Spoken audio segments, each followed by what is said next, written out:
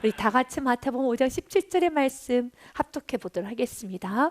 내가 율법이나 선지자를 폐하러 온 줄로 생각하지 말라. 폐하러 온 것이 아니요 완전하게 하려 합니다. 아멘. 바리새인들은 말씀을 믿는다고 하며, 자신은 하나님을 믿는다고 하며 말씀대로 산다고 하지만, 그들은 자신이 만든 하나님, 자신이 만든 말씀을 붙잡고 살았던 외식하는 삶을 살고 있었어요. 교만한 삶을 살고 있었습니다. 그리고 바리새인들은 그 교만함이 예수님을 향해서 이렇게 말합니다. 당신은 율법을 지키지 않은 자입니다. 오히려 율법을 피하는 자가 당신입니다 라는 그런 교만한 말합니다. 인간은 하나님께서 만드신 피조물 중에 가장 교만해질 수 있는 교만 덩어리가 될 수 있어요. 어떻게 예수님께 당신은 율법을 피하는 자입니까? 라는 말을 할 수 있겠습니까? 그러나 그렇게 교만할 수 있는 인간도 예수를 만나면 천사도 humble 만한 가장 겸손한 자가 되는 것이 또한 인간입니다. 바리새인의 교만함은 어느 정도였는가? 누가복음 18장 말씀에 보니 바리새인의 교만함이 드러납니다. 두 사람이 기도하러 성전에 올라가니 하나는 바리새인이요 다른 하나는 세리라.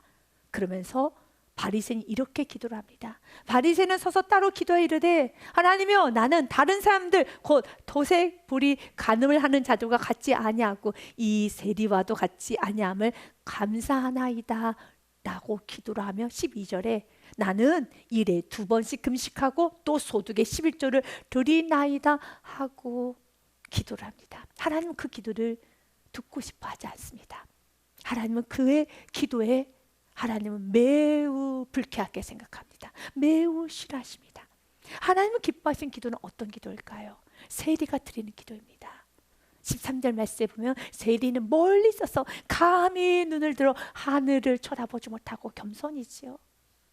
마음이 낮아져야 합니다.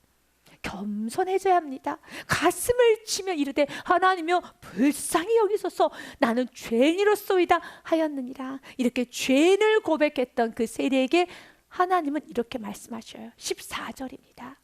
내가 너에게 이르노니 누가 의인인가 누가 의로운 자인가 보아라. 이에 저 바리새인이 아니고 이 사람이 세리가 의롭다 하심을 받고 그의 집으로 내려갔느니라. 무릇 자기를 높이는 자는 낮아질 것이고 자기를 낮추는 자는 높아지리라 하시니라. 그런데 바리새인은 높지 않고 교만해서 안 되는 바리새인임에도 불구하고, 인간은 예수를 만나지 않으면은, 또 예수를 제대로 만나지 아니하면 무척 교만해질 수 있어요. 바리새인은 다른 어떤 유대인들보다 더 많이 겸손해질 수 있고 더 많이 주님 앞에 애통하며 세리와 같이 기도할 수 있는 충분한 요소가 있는 자들이었습니다. 왜냐하면 오늘 본문의 말씀에 나온 서기관과 바리새인의 직업은, 서기관은 바로 율법이라 함은, 예언서라 함은 구약 성경을 말합니다. 특별히 모세 오경, 창세기, 출애굽기, 레위기, 민수기, 신명기, 모세가 쓴 서신서를 모세 오경이라고 합니다. 그 모세 오경을 매일매일 서기관들은 기록을 하였고, 일단 바리새인들은 그것을 연구하고 그것에 대해서 외우고 사람들에게 모세 오경을 전하는 역할을 하였었습니다. 그렇다면 그 율법을 통하여서, 바로 그 예언서를 통하여서, 구약의 말씀을 통하여서 깨달아야 되는 겁니다. 무엇을요? 내가 죄인인 걸 깨달아야죠.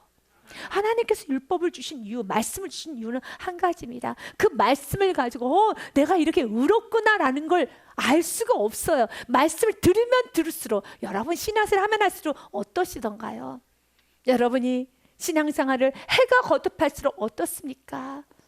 내가 더 죄인이라는 게 깨달아지지 않습니까? 정말 내가 예수의 은혜 아니면 구원받지 못하자는 게 더 깊이 깨달아지지 않습니까? 지금 모든 유대인들 중에 바리새인은 더 깊이 깨달아질 수밖에 없는 그런 조건이었습니다. 매일매일 모세오경을 봅니다. 매일매일 말씀을 봅니다. 그러면 깨달아져야 되는데, 오히려 그들에게 그 말씀은, 그 예언서는, 모세오경은 그들에게 있어서 자랑이 돼버렸어요. 나 모세오경 읽었어, 나 모세오경 알아 라고 하면서 자신이 율법을 잘 지켰다고, 말씀대로 살고 있다고 자랑을 하는데, 그들의 자랑의 모습이 예수님 보시기에는 와 있을진저입니다. 큰 소리로 기도를 합니다. 나는 이렇게 거룩해 라는 걸 보여주기 위해서요. 마태복음 6장 5절 말씀해 보니, 또 너희는 기도할 때 외식하는 자와 같이 하지 말아라. 그들은 사람에게 보이려고 회당과 큰 거리 어귀에 서서 기도하기를 좋아하느니라. 내가 진실로 너에게 이르노니 그들은 자기의 상을 이미 받았느니라. 나는 이렇게 거룩한 사람이야, 영적인 사람이야, 기도하고 있어라고 보여주기 위해서 큰 소리로 기도합니다. 또한 금식한 걸 사람들에게 보이기 위해서 얼굴을 흉하게 하고 다닙니다. 16절 말씀해 보니, 금식할 때 너희는 외식하는 자들과 같이 슬픈 기색을 보이지 말라. 그들은 금식하는 것을 사람에게 보이려고 얼굴을 흉하게 하느니라. 내가 진실로 너희에게 이르노니 그들은 자기 상을 이미 받았느니라. 이렇게 보여주기 위해서 바리새인들은 금식을 했고, 또한 자신이 기도하는 걸 사람들에게 다 보여주기 위해서 큰 어귀에서 여러분 큰 소리로 기도를 했어요. 하나님은 그 기도를 받지 않으십니다. 율법은 너무 아름다운 겁니다. 그러나 그 율법이 바리새인들에게는 독이 되었습니다. 그 이유는 그들은 말씀, 율법을 변질시켰기 때문에 그렇습니다. 그래서 우리는 그 첫 번째 깨달아야 됩니다. 우리의 인생 가운데 첫 번째, 말씀을 가감하지 않는 믿음을 달라고 기도해야 됩니다. 어떤 속에도 말씀을 가감해서는 안 되는 겁니다. 바리새인들은 말씀을 변질하였습니다. 자신이 좋아하는 말씀은 부각했고요, 자신이 순종하고 싶지 않는 말씀은 감춰두었습니다. 그래서 예수님은 그들 향해서 자주 말하는 것이 마태복음 23장 말씀에 보면은 와 있을진저 라고 말합니다. 와 있을진저, 외식하는 서기관들과 바리새인들이여, 장과 대접의 겉은 깨끗이 하되 그 안에는 탐욕과 방탕으로 가득하게 한도다. 그러면서 26절에 눈먼 바리새인여, 너는 먼저 안을 깨끗이 하라. 그리하면 겉도 깨끗하리라. 와 있을진저, 외식하는 서기관들과 바리새인들이여, 회칠한 무덤 같으니 겉으로는 아름답게 보이나 그 안에는 죽은 사람의 뼈와 모든 더러운 것이 가득하도다라고 말합니다. 그들의 겉모습은 거룩한 척하지만 그들의 속은 썩어 있다라는 거죠. 회를 칠한 무덤과 같다는 겁니다. 그들의 내면은 무너질 대로 무너져 있다라는 것입니다. 왜 그렇게 되었습니까? 그들은 말씀을 변질했기 때문에 그렇습니다. 바리새인이 하는 직업은 말씀 구약을 매일매일 연구하고 전하고 그것을 계속적으로 보존하기 위해서 기록한 일을 합니다. 그런데 그 말씀을 읽으면 읽을수록 비침이라는 걸 받겠죠. 그러면 그 비침 앞에 겸손하게 순종을 나아가면 참 좋은데, 그들의 삶은 그 비침 앞에 순종을 하지 않고, 자신이 순종해야 될 것 순종하지 않고, 또한 자신이 순종하고 있는 부분은 크게 부각시켜서 자신이 순종하지 않는 부분을 덮어버렸다는 겁니다. 그래서 예수님이 이렇게 그들의 삶의 실태를 드러내셔서 비추셨습니다. 바로 11조의 문제였습니다. 마태복음 23장 23절 말씀에 보니, 바리새인들을 향하여, 서기관들 향해서 와 있을진저 저주받을 자라는 말을 합니다. 와 있을진저, 외식하는 서기관들과 바리새인들이여, 너희가 박하와 회향과 근처의 11조는 들이대라고 합니다. 여기서의 박하라는 것은 페퍼민트나 허브티를 말합니다. 페퍼민트나 허브티와 같은 그 작은 잎사귀의 11조도 드려요. 대단합니다. 또한 회향이라는 것은 카레가루라든지 향신료를 말합니다. 그 향신료의 10분의 1도 드립니다. 근채라는 것은 뿌리채소를 말합니다. 생강이라든지 당근이라든지 감자라든지 그 한 조각도 잘라서 11조를 드립니다. 중요합니다. 그것도 드렸다라면 다른 것도 더 열심히 율법을 지켜야 되는 거죠. 그런데 그들은 이렇게 페퍼민트의 잎사귀 하나도 10의 1조를 떼어서 드릴 정도로 말씀을 철저히 지켰지만 11조는 들이되 율법에 더 중요한 바 정의와 긍휼과 믿음은 버렸도다. 그러나 예수 말합니다. 이것도 행하고 저것도 버리지 말아야 할지니라 라고 말합니다. 바리새인들은 말씀을 변질했어요.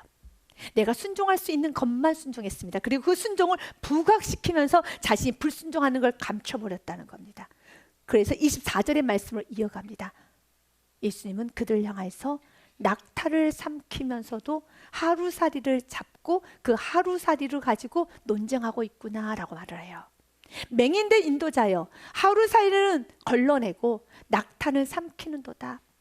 낙타를 어떻게 삼킬 수 있겠습니까? 그러나 예수님 보시기에 낙타를 꿀꺽 삼켜서 몸 안에 낙타가 있음에도 불구하고 이 낙타를 끄집어내서 이 커다란 문제를 해결해야 되는데, 이 큰 문제를 해결해야 되는데 하루살이 이 자그마한 거 가지고 하루 종일 논쟁하고 비난하고 비판하고 하루 종일 그 하루살이 문제를 가지고 여러분 서로를 향해서 정죄하고 산다는 겁니다. 무엇을 삼켰음에도 불구하고요, 낙타를 삼켰음에도 불구하고 낙타부터 해결해야죠. 지금 뱃속 안에 낙타가 있다는 겁니다. 예수님 보시기에는 바리새인들 안에 다 낙타를 집어 삼켰음에도 불구하고 낙타는 끄집어내서 토해내지는 않고 하루살이를 가지고 하루 종일 논쟁하고 있다라는 것입니다. 주님 그 모습을 통해서 우리도 보기 원합니다. 낙타를 삼키고 낙타의 문제가 있음에도 불구하고 낙타의 문제를 해결하지 않고 하루살이 같은 문제를 가지고 가냘픈 아이들을 여러분 윽박하고 소리를 지르고 가정 안에서 비난하고 비판하고 화를 내고 내가 폭력과 폭언을 쓰는 것, 예수님은 그런 이중적인 모습에 화해스진저라고 말을 하는 것입니다. 그들은 자신이 하나님 앞에 엎드려져야 되는 그 문제는 감췄어요. 낙타와 같은 큰 문제는 감추고 다른 것을 더 크게 부각했죠. 그 중에 하나가 11조였다는 겁니다. 물론 11조를 드리는 것도 당연히 지켜야겠죠. 그래서 예수님이 이렇게 말씀하셨죠. 이것도 하고 저것도 하라란 말씀을 한 것처럼 마태복음 23장 23절 말씀처럼, 그러나 이것도 행하고 11조도 행하지만 저것도 버리지 말아야 되는 것처럼 11조를 철저히 지켰다면 저것도 다른 것도 해야 되는 것이죠. 우리가 신앙생활 하면서 내가 순종하는 것은 굉장히 크게 부각을 합니다. 가정 안에서 우리 가정은 주일 성수는 목숨보다 더 귀해 라고 하면서 주일 성수를 크게 강조를 합니다. 귀한 겁니다. 주일 성수는 중요합니다. 그러나 주일 성수만 있습니까? 새벽 기도도 있죠. 금요 예배도 있죠. 여러분 전도도 있죠.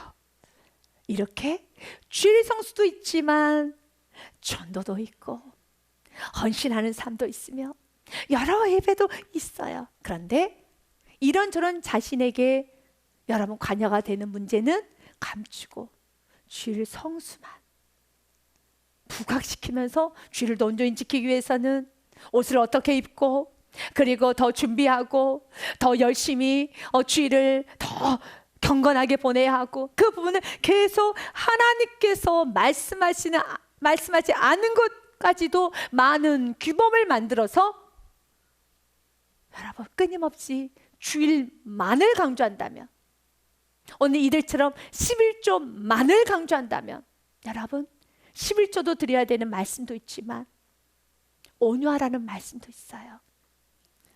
우리 가정 안에서 11조를 드리지 않으면 부모가 때로는 자녀에게 이런 말까지 합니다. 하나님 물건을 도둑질하는 도둑놈이라고 말하며 밥도 먹지 마, 나가버려 라고 말합니다. 11조를 지키는 거, 이것과 함께 또 가정 안에서 온유하게 살아야 되는 것도 말씀이에요.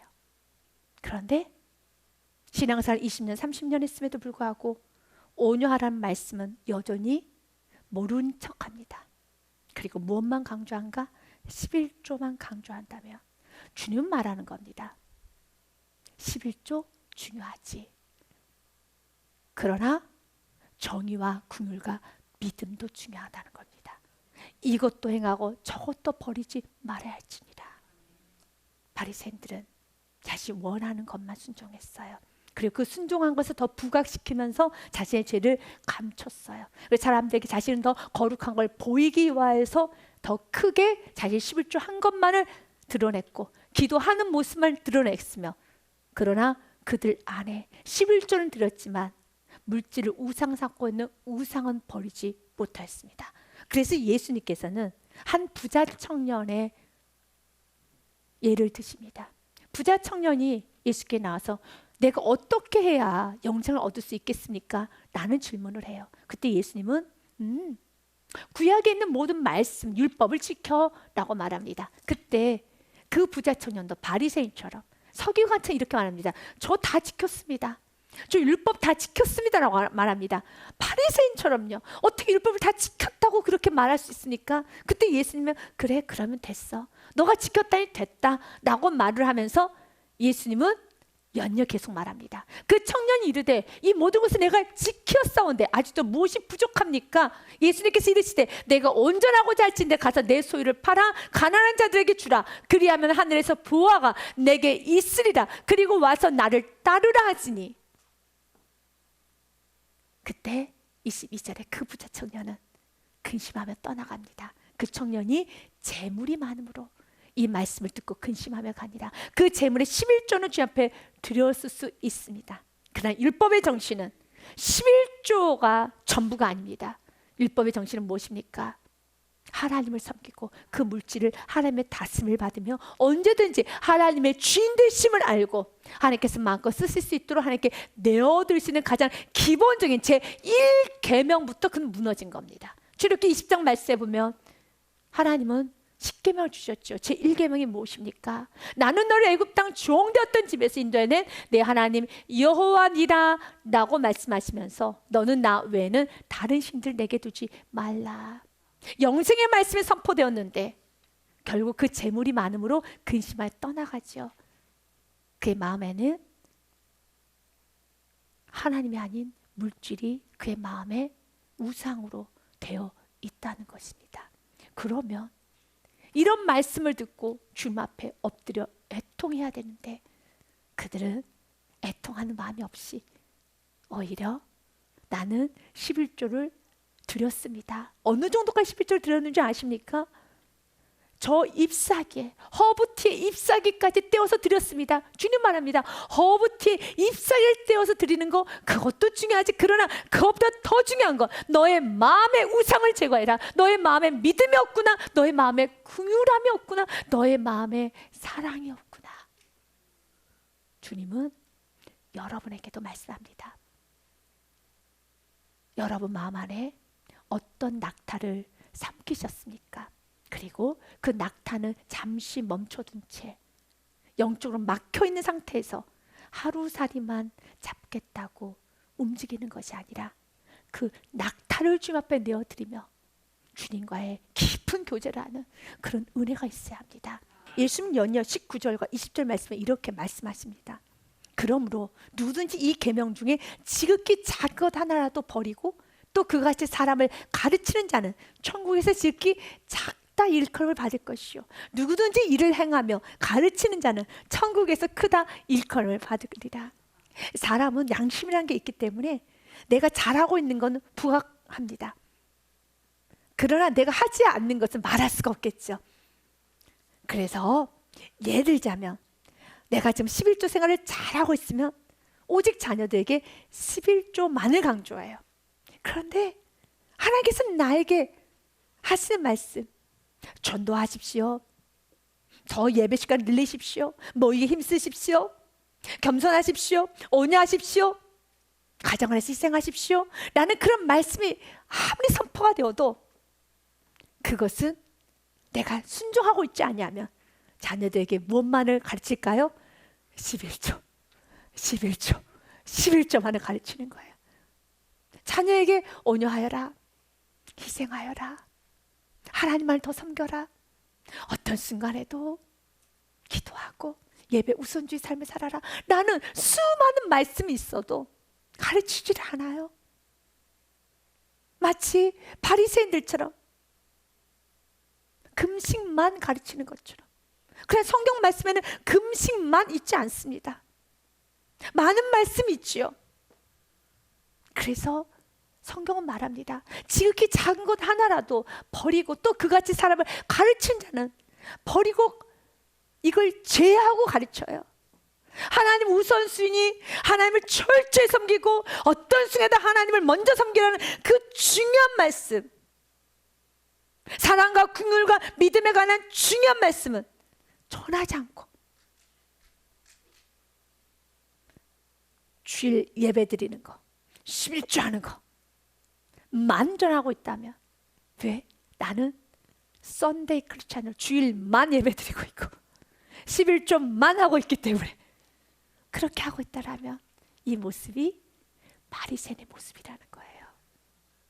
그래서 예수님은 23절 말씀, 마태복음 23장 23절 말씀처럼 두 가지 다 중요하단다. 화이스는 자 서기 의식한 서기관들과 바리새인들이여, 너희가 박하, 회양, 근처에 11조는 들이대. 율법에 더 중요한 바 정의와 긍휼과 믿음을 버렸도다. 그러나 이것도 행하고 저것도 버리지 말아라 하는 이 말씀을 기억해서 주일신앙 11조, 내가 지금 강조하고 있는 거, 여러분 지금 잘 지켜오고 있는 거, 이것도 버리지 마시고, 그러나 오늘 하나님께서 여러분에게 주는 메시지도 받아들여서 이것도 버리지 마시고 이것도 지켜감으로써 우리의 삶에 균형이 있어야 되는 겁니다.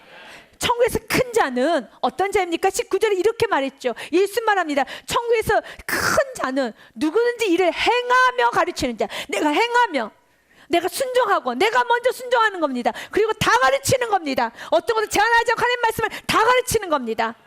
그렇게 행하며 순종하는 자 천국에서 크다 일컬음을 받으리라 라고 하면서 20절의 말씀으로 맞춰집니다. 다시 바리새인의 의를 부각시킵니다. 바리새인의 의는 그 이상이 되어야 해. 내가 너에게 이르노니 너희의 의가 서기관과 바리새인보다 더 낫지 못하면 결코 천국에 들어가지 못하리라. 서기관과 바리새인들의 그 의는, 드러나는 그 겉모습의 의는 11조를 드릴 때 허브 잎에 잎사귀 하나까지도 11조를 뗄 정도로 드렸어요. 이렇게 그들은 철저히 말씀대로 살았어요. 그러나 그 마음에는 보여주기 원함이었고, 다른 죄를 덮기 원한 것이었고, 다른 죄가 드러나는 것을 두려워하는 마음에 오직 11조 얘만 강조했던 것처럼, 그러나 이 부분에 있어서는 바리새인이 철저히 지켰던 그 부분의 그 의로움은 우리도 본받아야 된다는 거죠. 주님은 오늘 우리들에게 말합니다. 이제는 우리는 바리새인들처럼 보여주기 위해서 예배하는 거, 보여주기 위해서 기도하는 거 아니죠. 우리는 구원받은 것에 감사해서 예배하고, 우리는 바리새인처럼 소리 높여 기도하는 거, 사람들이 내 기도 소리 들으라고 기도하는 게 아니라 애통해서, 하나님께 너무 감사해서, 저 영혼이 불쌍해서 우리는 큰 소리를 기도하고, 큰 소리를 예배하고, 큰 소리를 찬양하고, 간증도 하고 우리는 살아갑니다. 이건 나의 공로를 드러내는 것이 아니라 하나님이 하셨기 때문에, 하나님께서 역사하셨기 때문에 우리는 마음껏 주 안에서 자랑합니다. 간증합니다. 기도 작은 소리를 하지 않습니다. 우리의 섬김, 여러분 때로는 드러내서 하기도 합니다. 이건 자랑하기 위한 것도 아니겠죠. 주님 우리에게 말합니다. 이제는 우리의 의가 바리새인보다 철저하게 할 수 있는 이유는 로마서의 말씀 6장 15절 말씀에 이렇게 되어 있습니다. 같이 읽어봅니다. 시작. 그런즉 어찌하리요? 우리가 법 아래 있지 아니하고 은혜 아래 있으니 죄를 지으려 그럴 수 없느니라. 죄를 지을 수 없다는 겁니다. 여러분, 은혜 받은 자는 죄를 지을 수 없어요. 이제 내가 율법을 잘 지키고 율법을 안 지키면 하나님께서 혼내실 거라는 그 개념으로 율법을 지키는 것이 아니라, 이제 말씀대로 사는 것이 아니라, 하나님, 내가 지은 죄를 지었던 그 시간 지나간 때로 충분합니다. 혈기 부리고 욕심 부리고 교만하고 거만하고 자만하게 살았던, 믿음 없이 살았던 그 시간은 지나간 때로 족합니다. 남은 시간도 별로 없는데 그 남은 시간 이제는 사랑의 빚진 자가 되어서 믿음으로 살아보겠습니다. 긍휼히 여겨 살아보겠습니다. 말씀대로 살아보겠습니다. 나는 그런 마음으로 사는 것입니다. 여러분이 혹시 그 마음이십니까? 너무 복된 마음이시죠? 이제는 주님 맞습니다. 베드로전서 말씀 그대로 4장 3절 말씀 맞습니다. 지나간 대로 족합니다. 충분합니다. 더 이상 교만으로 나의 시간을 낭비하고 싶지는 않습니다. 같이 읽어봅니다. 시작. 너희가 음란과 정욕과 술취함과 방탕과 양락과 무법한 우상숭배라여 이방인의 뜻을 따라 행한 것은 지나간 대로 족하다. 충분합니다. 정말 죄 많이 짓고 살았습니다. 충분합니다. 이제는 그렇게 살고 싶지 않습니다. 이제는 예수님 자랑하고 그 은혜 감사하며 예수님께 감사하며 나를 구원해 주신 그 은혜 잊지 않고 애굽 땅 종되었던 너희를 기억하라는 그 말씀을 나도 기억하면서 어디서 구원받았는가 기억하고 어떤 은혜를 받고 여기까지 왔는가 기억하면서 나의 남은 생에 이제 감사로 살아가는 겁니다. 은혜로 살아가는 겁니다. 이렇게 살아갈 때 우리의 삶은 복된 것입니다.